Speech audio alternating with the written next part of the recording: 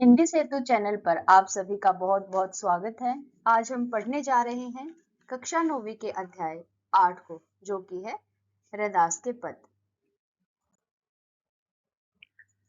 ये काव्यखंड है और काव्यखंड का ही ये अध्याय नंबर 8 है। आप सभी जानते हैं कि पाठ्य पुस्तक में बदलाव के बाद हमारी हिंदी की जो नवीन पुस्तक है वो गंगा के रूप में हमें प्राप्त हुई है। सर्वप्रथम हम कवि रैदास जी के विषय में जान लेते हैं। ये जो जीवन परिचय दिया गया है ये आपकी पाठ्य पुस्तक में दिया है, आप वहां से इसको देख सकते हैं और इसी में से मैंने कुछ जानकारी रविदास जी के बारे में आपके लिए निकाली है। तो सबसे पहले रविदास जी को रैदास जी के नाम से भी जाना जाता है। तो आप समझ गए होंगे रविदास, संत कवि रविदास जी और रैदास जी एक ही हैं। उनका जन्म हुआ है सन 1388 ईस्वी में काशी वाराणसी में।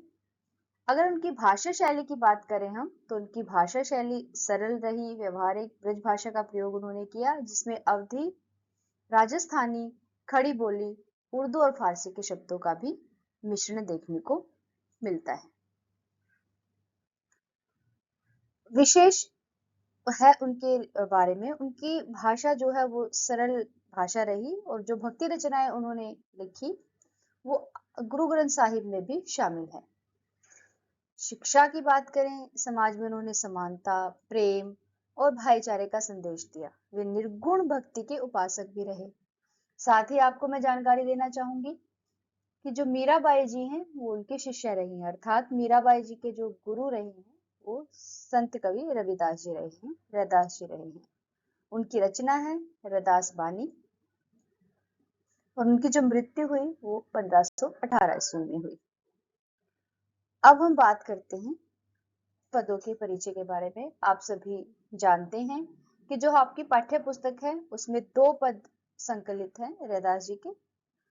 तो जो प्रथम पद है उसमें कवि रविदास जी ने बताया है कि जैसे चंदन और पानी, आप यहाँ देख पा रहे हैं चित्र में, ये चंदन और पानी को जब मिला दिया जाता है तो जो पानी है वो चंदन के गुणों को ग्रहण कर लेता है। जिस प्रकार दीपक और बाती, जैसे दिया और बाती मिलकर प्रकाश फैलाते हैं। बादल और मोर, बादल और मोर, जब बादल गरजते हैं, बादल घिर घिर कर आते हैं तो मोर अपने पंख फैलाकर नाचता है। जो वो दृश्य है वो बड़ा ही रमणीय दृश्य हमारे सामने उत्पन्न होता है। और जैसे मोती और धागा, जब धागे में मोतियों को पिरोया जाता है तो माला बनती है। इन सबका अटूट संबंध होता है, वैसे ही भक्त से उसके आराध्य को हम कभी अलग नहीं कर सकते। अटूट यानी जो कभी ना टूटे। इस पद में अनन्य भक्ति और आराध्य के प्रति समर्पण का भाव प्रकट होता है। तो आप सभी जान गए होंगे जो प्रथम पद है उसमें अनन्य भक्ति और आराध्य के प्रति, यानी जिसको आप अपना सर्वस्व मानते हैं, उसके प्रति आपके संपूर्ण समर्पण भाव को यहाँ पर प्रकट किया गया है। अब यहीं से हम महत्वपूर्ण बिंदु जान लेते हैं। तो जो दूसरा पद है उसमें भी ऐसे ही है, लगभग मिलते जुलते हैं दोनों पद। दूसरे पद में भी आराध्या की भक्ति के प्रति जो अटूट भक्ति है उसको बताया गया है। ये बताया गया है कि जो भक्त है वो तीर्थ और व्रत को तो छोड़ सकता है परंतु प्रभु चरणों की भक्ति नहीं छोड़ सकता। यह पद जो है निष्ठा, विश्वास, अड़िग भक्ति को व्यंजित करता है। अब हम बात करते हैं नवीन शब्दों की। सबसे पहले जो शब्द है वो है बास। बास का अर्थ होता है गंध या सुगंध। ये बास शब्द है, ये क्या है?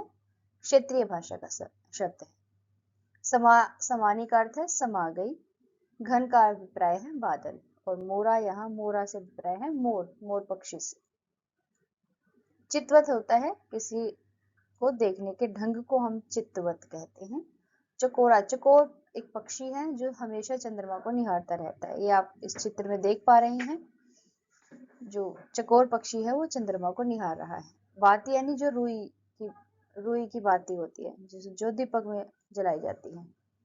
सुहागा होता है सोने को शुद्ध करने वाला एक खनिज, उसको हम सुहागा कहते हैं। ये आप देख पा रहे हैं, इसका प्रयोग सोने की चमक को बढ़ाने के लिए किया जाता है। और एक मुहावरा भी है, सोने पे सुहागा होना, यानी काम बहुत अधिक बेहतरीन होना, उसके लिए हम इसका प्रयोग करते हैं।